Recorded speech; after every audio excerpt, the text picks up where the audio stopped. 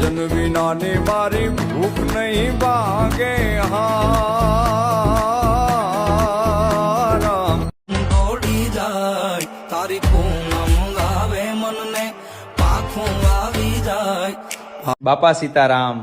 આજે જોવાનું છે કે બાપા સીતારામનું નામ કોણ કોમેન્ટમાં લખે છે અને આગળ વિડીયો કોણ કોણ શેર કરે છે, એની મનોકામનાઓ પરિપૂર્ણ કરે બાપા સીતારામ।